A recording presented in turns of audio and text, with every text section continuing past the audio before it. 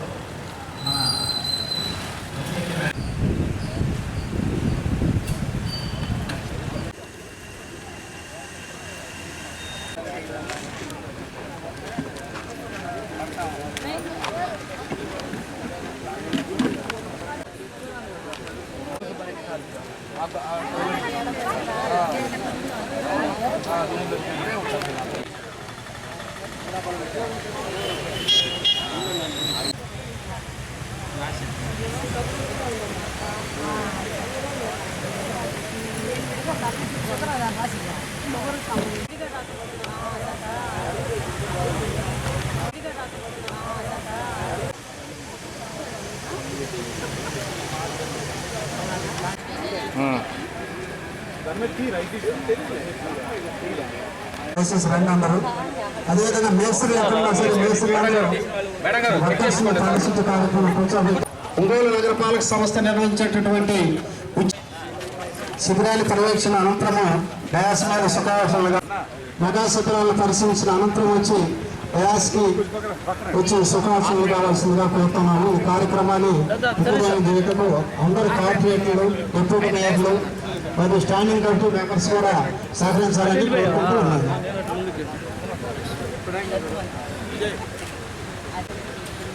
అటు బాగా సెంటర్కి వచ్చింది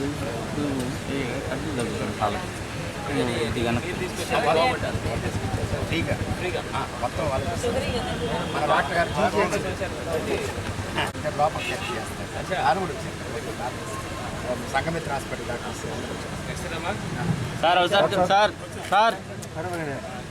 దయచేసి పారిశుద్ధ్య కార్మికులందరూ మీకు నిర్ణయించినటువంటి కుర్చీలో కూర్చోవలసిందిగా విజ్ఞప్తి చేస్తున్నాను. దయచేసి నిలబడద్దు. పరీక్ష చేసుకున్న వారందరూ వచ్చి రాసాను కదా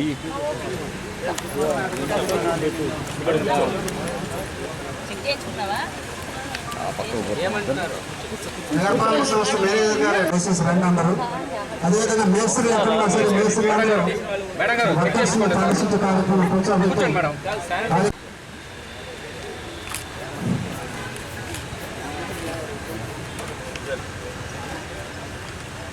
మేనేజర్ గారికి చెప్పండి. ఆఫీస్ సిబ్బంది అంతా కూడా ఈ మీటింగ్ వచ్చి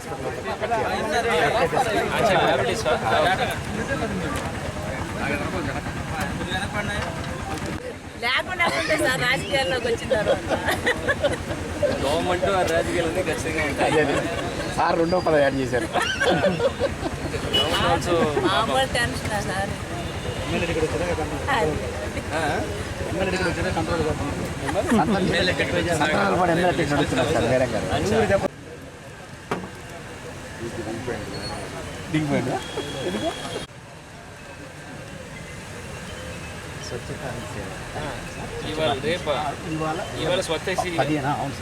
దానికోసం శిబిరం పెట్టమన్నారు.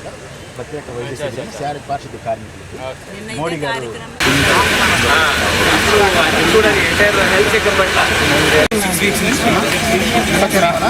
వరకు శ్రమదానం అన్ని డివిజన్స్ లో సచివాలయాల్లో కూడా ప్రత్యేక కార్యక్రమం నిర్వహించబోతున్నాం. గౌరవ కలెక్టర్ గారు కూడా వస్తామని చెప్పారు. పూర్తిగా భాగంగా అందరినీ కూడా ఒంగోలు నగరంలో ప్లాస్టిక్ షాపులు, హోల్సేల్ అండ్ రిటైల్ షాపులు కూడా దాడులు చేసి వాటిని స్వాగతం అవసరం. అదేవిధంగా మేయర్ గారు, గౌరవ మేయర్ గారు, అదేవిధంగా డిప్యూటీ మేయర్ కొంచెం దగ్గర సార్ ఈ సార్ సార్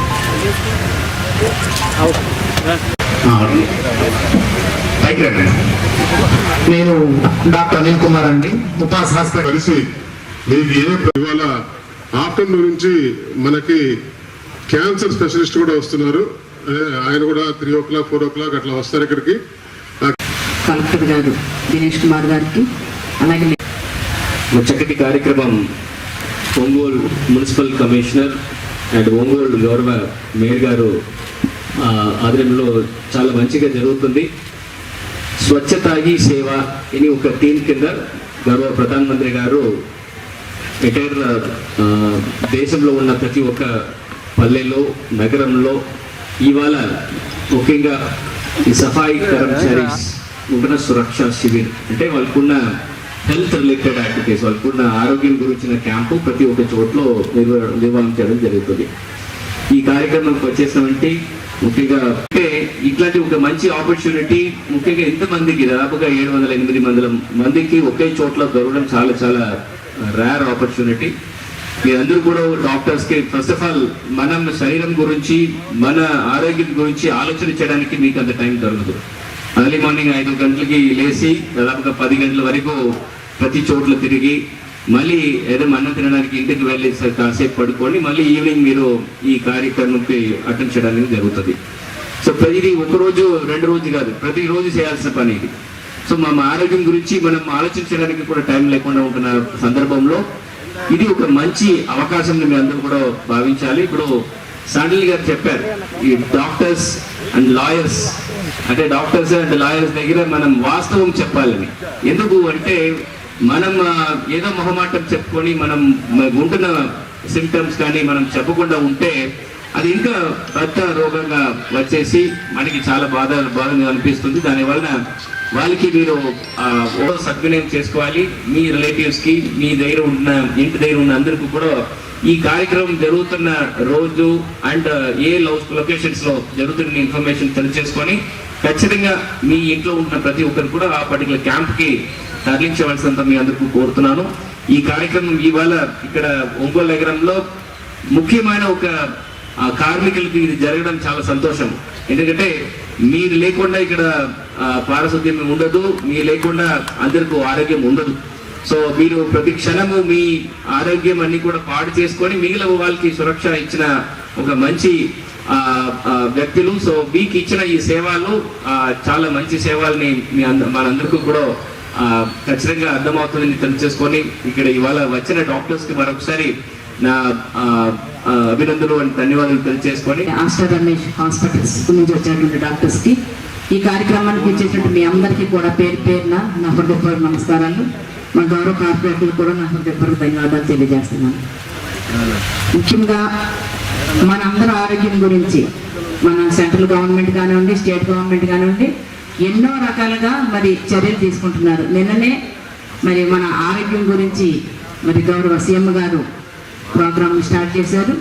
అలాగే 15 రోజుల క్రితమే మరి మన సెంట్రల్ గవర్నమెంట్ నుంచి కూడా ప్రధానమంత్రి గారు అనేక రకాల కార్యక్రమాల్లో భాగంగా ఈరోజు ఇది నిర్వహించమని ఆరోగ్యం గురించి కూడా మరి ఆజాదీ అమృత్ మహోత్సవంలో భాగంగా 1 by 1 మన ప్రతి సంవత్సరం కూడా ఏదో ఒకటి ప్రతి నెల ఏదో ఇంటికి కూడా తిరుగుతూ మరి అందరికీ కూడా అన్ని రకాల టెస్టులు చేయించడానికి మరి ప్రభుత్వం వారు ఏ రకంగా ముందుకు వచ్చినారో అలాగే మన మున్సిపాలిటీ తరఫున కూడా మన కార్మికులు మనకి ఇంపార్టెంట్ కాబట్టి మీకు కూడా అన్ని రకాలుగా మరి ఉచిత వైద్య సేవలను అందించడానికి మరి డాక్టర్స్ కూడా ముందుకు రావడం అనేది చాలా గొప్ప విషయం. కాబట్టి ఈ యొక్క సదవకాశాన్ని మీరు అందరూ వినియోగించుకొని మరి దానికి తగ్గట్టుగా మరి టెస్ట్ చేయించుకొని మెడిసిన్ కూడా ఫ్రీగా ఇస్తున్నారు. కాబట్టి ఆ మెడిసిన్ కూడా మీరు తీసుకొని హ్యాపీగా ఉండండి, ఆరోగ్యంగా ఉండండి. మీకు సంబంధించి ఇంకేదైనా అవసరం కావాలంటే కనుక మా దృష్టి కూడా తీసుకురావాల్సిందిగా కోరుతూ మరి నాకు ఈ చక్కటి అవకాశాలు ఇచ్చిన మరి కమిషనర్ గారు. స్కామ్ కేసులో అరెస్ట్ అయిన చంద్రబాబు నాయుడు అరెస్టుపై టీడీపీ వారు కుటుంబ సభ్యులు బోగస్ ప్రచారం చేస్తున్నారని, ప్రభుత్వం మీద బురదల ప్రయత్నం చేస్తున్నారని వైఎస్ఆర్ పార్టీ ఎమ్మెల్సీ పోతుల సునీత అన్నారు. స్థానిక వైఎస్ఆర్ పార్టీ కార్యాలయంలో మీడియా సమావేశంలో పాల్గొని మాట్లాడారు.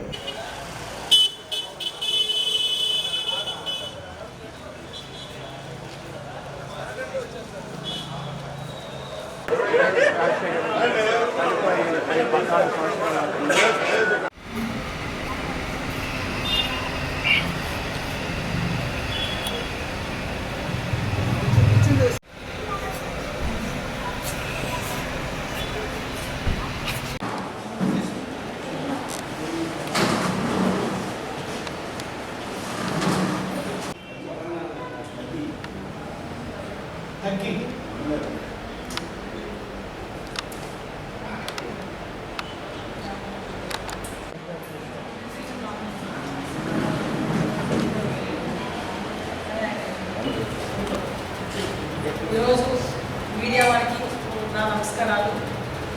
రాష్ట్రంలో జరుగుతున్న రాజకీయ పరిణామాలు, మరి చంద్రబాబు నాయుడు ఏదైతే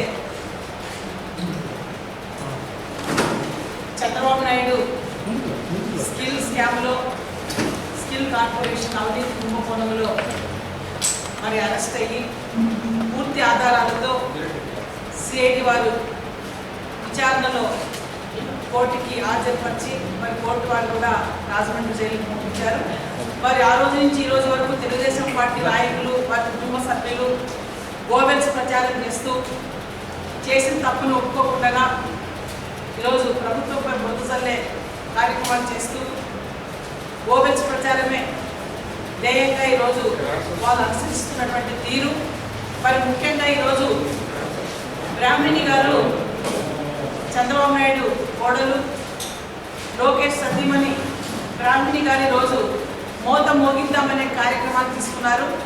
మరి బ్రాహ్మణి గారికి నేను ఒకటే చెప్పదలుచుకున్నాను. బ్రాహ్మణి గారు, మీ మామ చంద్రబాబు నాయుడు గారు, మీ భర్త లోకేష్ గారు రాష్ట్ర ప్రజల్ని అడ్డంగా దోచుకొని దోపిడీ చేసి అవినీతి సామ్రాజ్యానికి మీరు మహారాణి. 2 ఎకరాల చంద్రబాబు నాయుడు 20,000 కోట్ల హెరిటేజ్ సంస్థను ఎలా నిర్మించాడు, ఎంత అవినీతి చేస్తే ప్రజల యొక్క డబ్బుని దోచుకున్నందుకు కదా హెరిటేజ్ పాపం సొమ్మది హెరిటేజ్ సొమ్ము. మరి అలాగే ఒక కేసుకే ఇలా వణికిపోతున్నారే, మరి 22 కేసుల్లో స్టేలు తెచ్చుకున్న చంద్రబాబు నాయుడు మరి ఆయన కేసులన్నీ కూడా విచారణ చేపడితే చంద్రబాబు నాయుడికి 7 జన్మలకు సరిపోయే శిక్షలు పడతాయి. అంటే మరి ఆయన మనుగుల వరకు కూడా ఈ రాష్ట్రంలో అంటే ప్లేట్ మోగించుకుంటూ కూర్చోవలసిందే. జగనన్న దెబ్బకి చంద్రబాబు నాయుడికి సెప్టెంబర్ 9వ తారీఖు నుంచే మోత మోగుతుంది. బ్రాహ్మణి గారు, మీరు కొత్తగా ఈరోజు ప్లేట్లు, కంచెలు, గంటలు పట్టుకొని రాజమండ్రి జైలు ముందు మోగిస్తే మరి ఏదైనా వయసు అయిపోయినటువంటి చంద్రబాబు నాయుడికి ఏదైనా జరిగితే దానికి ఎవరు గ్యారంటీ? బ్రాహ్మణి గారు, మీరు ప్లేట్లు, తట్టలు, గ్లాసులు పట్టుకొని కొత్తగా మోగిస్తే ఏమి ప్రయోజనం లేదు, శూన్యం తప్ప. మరి ఇంకా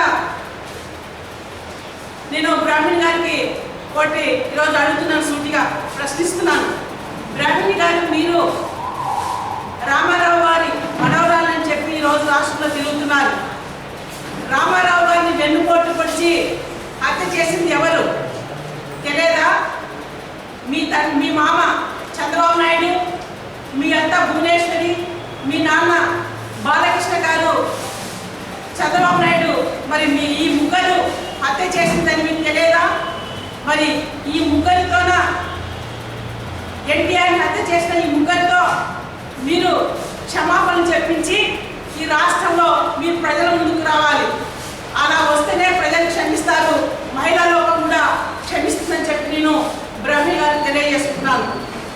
మీ పెదనామైనటువంటి హరికృష్ణ రాజకీయ జీవితాన్నే పతనం చేస్తుంది మీ మామ చంద్రబాబు నాయుడు కాదా అని నేను బ్రహ్మీలకు అడుగుతున్నాను. చేస్తున్నటువంటి గోబెల్స్ ప్రచారాలు, ప్రజల్ని డైవర్ట్ చేయడానికి చేస్తున్నటువంటి గోబెల్స్ ప్రచారాలు, ఒక ముద్దాయి, ఒక తప్పులు చేసిన ఒక అవినీతి పరుణ్ణి ఇంకా జైల్లో మామూలుగా నార్మల్ ప్రజలకి ఏ విధంగా శిక్షలు ఉంటాయో ఆ విధంగా శిక్ష వేస్తేనే చంద్రబాబు నాయుడికి జైలు జీవితం ఏందనే ఇంకా ఆ విధంగా శిక్ష అక్కడ ఇవ్వలేదు ఆయన జైల్లో.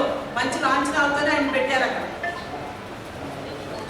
మాజీ ముఖ్యమంత్రి చంద్రబాబు నాయుడు అమరావతి రింగ్ రోడ్లో భారీ ఎత్తున అవినీతి పాల్పడ్డారని రాష్ట్ర పురపాలక శాఖ మంత్రి ఆదిమూలపు సురేష్ అన్నారు. తన క్యాంప్ కార్యాలయంలో మీడియా సమావేశంలో పాల్గొని మాట్లాడారు.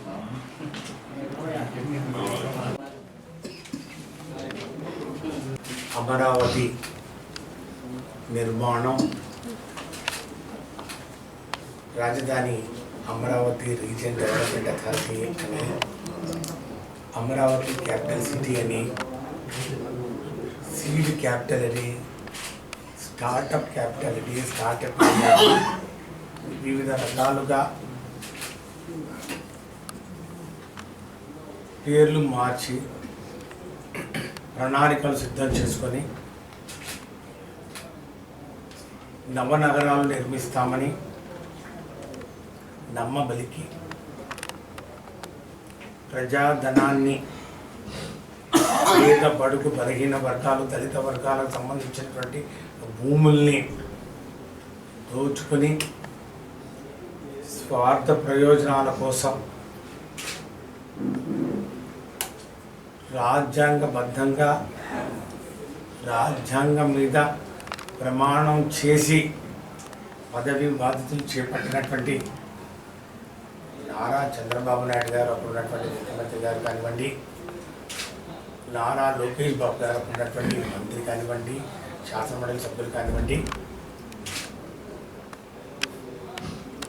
ఖచ్చితంగా వారు చేసినటువంటి మోసాలకు, వారు చేసినటువంటి దగా, ఈ రాష్ట్ర ప్రజలను మోసగించిన వైనం చూస్తే ఇప్పటికే చాలా ఆలస్యమైపోయింది. కానీ జగనన్న ప్రభుత్వం, గౌరవ ముఖ్యమంత్రి వర్యులు శ్రీ వైఎస్ జగన్మోహన్ రెడ్డి గారు అధికారంలోకి వచ్చిన తర్వాత ఏ విధంగా అయితే పరిపాలన పారదర్శకంగా, జవాబుదారీతనంతో, అవినీతి రహితంగా, సమర్థవంతంగా అందించాలని చెప్పి ఆయన ఒక ఆలోచన చెప్పారు. ఇంకా 2-3 ఆప్షన్స్ కూడా, అంటే ఈరోజు నేను ఈ ఆప్షన్స్ ఎందుకు చెప్తున్నానంటే, 2వ ఆప్షన్ కూడా ఉంది, 3వ ఆప్షన్ కూడా ఉంది. 3 ఆప్షన్స్ ఇచ్చాను. ఆప్షన్ 2 ఏముంది? నిర్మాణ వ్యయం. అది ఈ ఏదైతే నేను చెప్పానో ఈ నిర్మాణ పొడవు 97 కిలోమీటర్లు, అంటే ఆల్మోస్ట్ 2.5 కిలోమీటర్లు పెరుగుతూ ఉంది ఆప్షన్ 2 కింద. ఆప్షన్ 1 94.5 కిలోమీటర్లు, ఆప్షన్ 2 97.5 కిలోమీటర్లు, అంటే 3 కిలోమీటర్లు పెరుగుతుంది. ఈ 3 కిలోమీటర్లు ఎందుకు పెరగాలి? దీనికి మరి దానికన్నా తక్కువ అవుతుందా అంటే కాదే. నిర్మాణ వ్యయం అది 3,800 అయితే ఇది 3,950 కోట్లు. అది ల్యాండ్ ఎక్విజిషన్ 1,130 ఎకరాలు అయితే ఇది ల్యాండ్ ఎక్విజిషన్ 1,200 ఎకరాలు. దాని ఖర్చు ఆప్షన్ 1లో 2,100 ఎతికిన 2,310 కోట్ల రూపాయలు. అంటే ఆప్షన్ 2 6,250 కోట్ల రూపాయలు. ఆప్షన్ 1 కన్నా ఆప్షన్ 2 మీరు ఎంత ఎంత పెరిగిందో మీరు చూసారు కదా. అంటే సుమారు 350 కోట్ల రూపాయలు అధికంగా ఆప్షన్ 2 ఉంది. ఆప్షన్ 2 అవసరం లేదు, ఆప్షన్ 1 మనం తీసుకుందామని చెప్పి ఈ సిఆర్టీఏ వాళ్ళు ఎందుకు ఆప్షన్ 2కు వాళ్ళు టిక్కు పెట్టారు? ఆప్షన్ 2 బాగుంది, ఆప్షన్ 2కు పెట్టామన్నారు. ఎందుకంటే ఒక నేరపూరితమైనటువంటి కుట్ర, క్రిమినల్ కాన్స్పిరసీ. ఎందుకు అందరూ కలిసి ముందే భూములు కొనుక్కొని అని నేను చెప్తాను. ఈరోజు అటాచ్మెంట్ చేసిన మాట వాస్తవం కాదా? ఎందుకు అటాచ్ చేశారా? ఇది క్విట్ ప్రో కోలో భాగమే కదా. నారాయణ మరి గ్రూప్ ఆఫ్ ఇన్స్టిట్యూషన్స్ ఏదైతే వాళ్ళు ఈ యొక్క అకౌంట్ నంబర్లు తోటి ట్రాన్సాక్షన్ జరిగాయో ఆ అకౌంట్ నంబర్లన్నీ కూడా ఫ్రీజ్ చేసిన మాట, కోర్టు ద్వారా ఫ్రీజ్ చేసిన మాట వాస్తవం కాదా? ఇంతకన్నా సాక్ష్యం ఏం కావాలండి? 14 సంవత్సరాలు ముఖ్యమంత్రిగా చేశాం. 40 సంవత్సరాల అనుభవం ఉన్నటువంటి మనిషి ఆ యొక్క సిఆర్డిఏ చైర్మన్గా కూర్చున్నప్పుడు హెరిటేజ్ ఫుడ్స్ వాళ్ళు చెందినటువంటి సంస్థ భూములు కొంటున్నప్పుడు conflict of interest, there is something called conflict of interest. అంటే నువ్వే జడ్జి కేసు కూడా నీదయ్యా, నువ్వే జడ్జి, నువ్వే ముద్దయినా ఎట్లా? అంత మాత్రం ఇంగిత జ్ఞానం లేదా? కాన్ఫ్లిక్ట్ ఆఫ్ ఇంట్రెస్ట్ ఉంది ఇక్కడ, మెన్స్రియా ఉంది, క్రిమినల్ ఇంటెంట్ ఉంది. ఇందులో నేను ఉండడం తప్పు కాదు, కరెక్ట్ కాదు, ఇందులో ఉండకూడదు, నేను బయటికి రావాలి అనే కాన్ఫ్లిక్ట్ ఆఫ్ ఇంట్రెస్ట్ అనే ఒక అంశాన్ని కూడా మర్చిపోయినాడు. ఎందుకంటే ఆ యొక్క డబ్బు వ్యామోహంలో నారా లోకేష్ బాబుకు మరి ఈరోజు ఈ యొక్క నోటీసులు చేస్తుంటే గగ్గోలు పెడతా ఉన్నారు. తెలుగుదేశం పార్టీ లేని రోడ్డు నిర్మాణం కాని రోడ్డు, రూపాయి కూడా ఖర్చు కాని ఈ యొక్క ఇన్నర్ రింగ్ రోడ్డుకు ఏదో పెద్ద కొండంతవి ఎలకబడినారు ఇల్లు, మామూలుగా కక్ష సాధింపు చర్యలే. వాళ్ళని పట్టుకుని అయ్యా బాబు, తెలుగుదేశం పార్టీ తమ్ముళ్ళు పెద్ద పెద్ద కర్రలు తీసుకొని లేని ప్రజెంటేషన్లు, ఏం ప్రజెంటేషన్లు, ఆ పవర్ పాయింట్ ప్రజెంటేషన్లు ఏం, దాంట్లో ఏమి మీకు సమాచారం ఎక్కడి నుంచి తీసుకొచ్చినారో నాకు తెలియదు. కానీ ఆ పవర్ పాయింట్ ప్రజెంటేషన్ పెట్టి చూపించినంత మాత్రాన అసత్యాలు సత్యాలు కావు. వారు చేసినటువంటి మోసాలు, దుర్మార్గాలు అవి సమర్థించుకునే పరిస్థితి కాదు. ఎందుకంటే ఇప్పుడు నేను కోర్టు వారు చెప్పింది ఒకటి ఉటంకించాను. రెండవది, అత్యున్నత స్థాయి ప్రభుత్వ అకౌంట్స్ను వెరిఫై చేసే అత్యున్నత స్థాయి ఒక సంస్థ ఉంది. ప్రభుత్వ అకౌంట్లు లావాదేవీలు, ప్రభుత్వం చేస్తున్నటువంటి ఖర్చు కరెక్టా కాదా, ప్రభుత్వం మరి ఏ విధంగా ప్రజాధనాన్ని ఖర్చు చేస్తూ ఉంది, దానికి జవాబుదారీగా వాటికల్లా, లేకపోతే దాన్ని వదిలేసి ఈస్ట్ సైడ్ విజయవాడ ఉందని విజయవాడ పక్క పోవాలన్నా, పెనమలూరు సైడ్ పోవాలన్నా. చూడండి, ఇక్కడ చాలా క్లియర్గా నేను చూపిస్తూ ఉన్నాను ఏ విధంగా జరిగింది. గ్రీన్ లైను, బ్లూ లైన్ జరుపుకుంటా పోయింది. ఎందుకు? వాడ Narayana institutions towards Vijayawada sir. Yes, exactly towards Vijayawada జరుపుకుంటూ పోయింది. జరుపుకుంటూ పోయి ఈరోజు పరిపూర్ణంగా ప్రజల్ని మరి బాగా మాయ చేసి మీకు విశ్వాసపాత్రుడిగా ఉంటాను, నేను చేస్తానని చెప్పి చేసినటువంటి నమ్మక ద్రోహం ఈ ఇన్నర్ రింగ్ రోడ్ అని చెప్పడం మాత్రం అతిశయోక్తి లేదనే సంగతి కూడా ఈ సందర్భంగా రాష్ట్రపతిలకు తెలియజేస్తాను. ఇంతకన్నా అయితే ఇప్పుడు మనము మన లోకేష్ బాబు గారు కానివ్వండి, చంద్రబాబు నాయుడు గారిని మాకేం సంబంధం లేదంటున్నారు, వాళ్ళ భూములు లేవంటున్నారు. ఇవి ఈ ఈస్ట్ సైడ్ జరిగింది, తర్వాత south side Ramakrishna construction private limited మళ్ళీ సోడ్ బిల్డింగ్లు కానివ్వండి, లేకపోతే వీళ్ళ హెరిటేజ్ బిల్డింగ్లు కానివ్వండి, ఇవన్నీ ఎటు పక్క ఉన్నాయి? కంతేరు, కాద, చిన్న కాద ఈ సైడ్ ఉన్నాయి. కాబట్టి సౌత్లో జరగాల, లేకపోతే ఈస్ట్కి జరగాల. జరిగి ఫైనల్గా చక్కగా ఈ ఇన్నర్ రింగ్ రోడ్ ఇట్లా వస్తుంది. ఇన్నర్ రింగ్ రోడ్ ఇట్లా వస్తాయి. ఏమొస్తాయి? ఎల్, హెచ్, ఎన్. ఎల్ అంటే హెచ్ అంటే హెరిటేజ్, ఎన్ అంటే ఇది వాస్తవం కాదా? ఇది వాస్తవం కాదా? ఇది వాస్తవం కాదా? దీనికి ఏమంటాడు? ఆహార భద్రత మరియు విజిలెన్స్ మానిటరింగ్ కమిటీ సంయుక్త సమావేశం జిల్లా కలెక్టర్ కార్యాలయంలో జిల్లా కలెక్టర్ దినేష్ కుమార్ అధ్యక్షతన జరిగింది.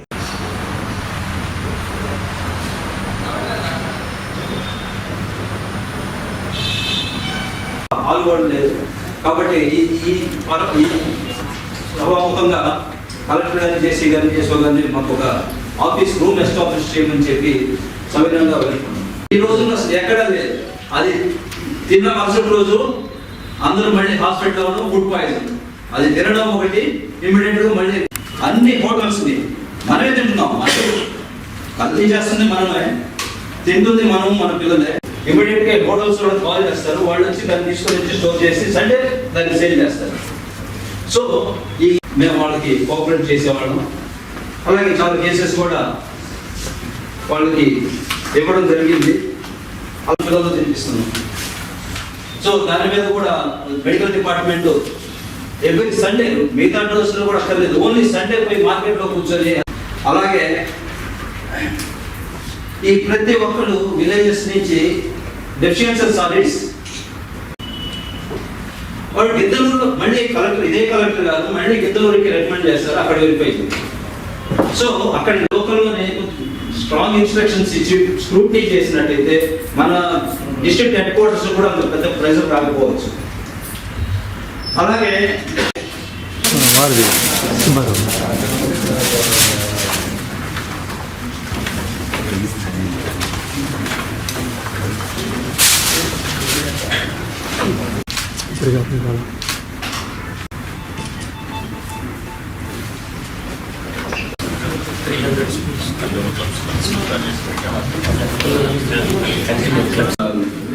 డిజిటల్ విజిలెన్స్ కమిటీ మీటింగ్ కి హాజరైన సంతోషము.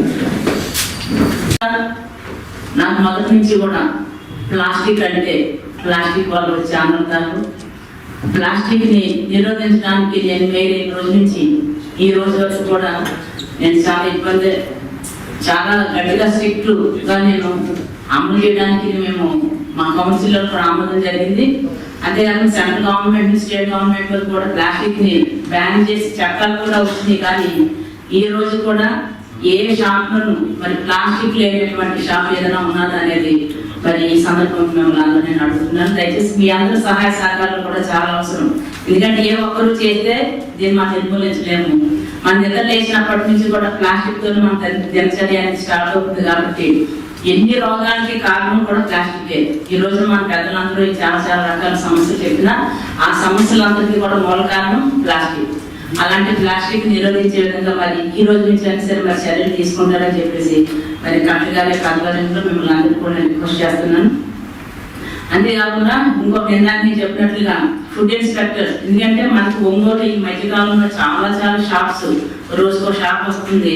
వారు వచ్చిన షాప్స్ అన్ని కూడా మరి ఏ రకమైన పర్మిషన్స్ కూడా లేకుండా మరి షాప్స్ కూడా పెట్టడం జరుగుతుంది. ఎవరో ఒకరి చేత రికమెండేషన్ చేయడం, ఎక్కడ పడితే అక్కడ షాపులు పెట్టడం అనేది కూడా జరుగుతుంది. కాబట్టి మరి దాని మీద మేము అన్ని చర్యలు తీసుకున్నా మరి దానికి మీ యొక్క సహకారాలు కూడా కావాలి.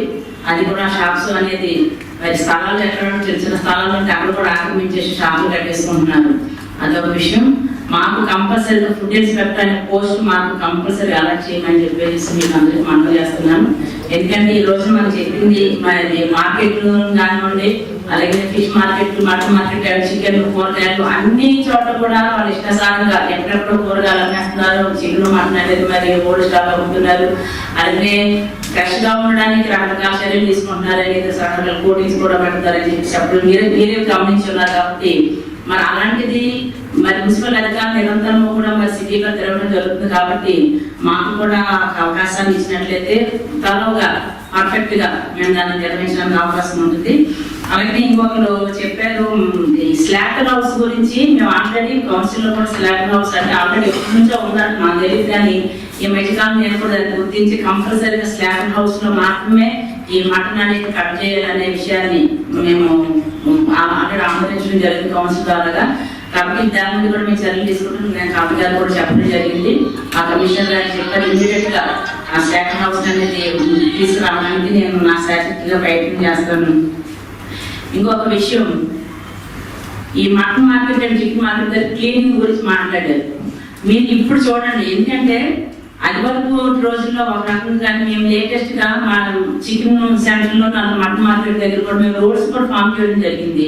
ఇప్పుడు కొత్తగా ఈ లేటెస్ట్ గా మీరు ఇప్పుడు ఏంటంటే మీకు తెలుస్తుంది, అక్కడ అన్ని కూడా క్లీన్ గా ఉండడం గురించి. అసలు ఫిష్ మార్కెట్ అయితే చాలా ఇన్నోవేట్ చేసి మరి ఫిష్ కట్ చేయడానికి దానికి సంబంధించిన చర్యలు కూడా తీసుకోవడం జరిగింది. అలాగే దాని మీద రోడ్ ఫామ్ చేసాము. అలాగే మరి ఓ చెరువులో కూడా ఆ రోడ్ అంతా కూడా చాలా ఆక్రమణకు గురవుతుంది సార్. Almost matter 5 years. ఇది చాలా చాలా ఇంపార్టెంట్. ఇప్పుడు నేను సబ్ కలెక్టర్గా ఉన్నప్పుడు ఈ mandal level and division level committees చాలా సక్రమంగా ఫాలో చేసాము. అండ్ ఈ సభ్యులు అందరూ కూడా చాలా యాక్టివ్గా పార్టిసిపేట్ చేస్తున్నారు. వాళ్ళు నమస్కారం.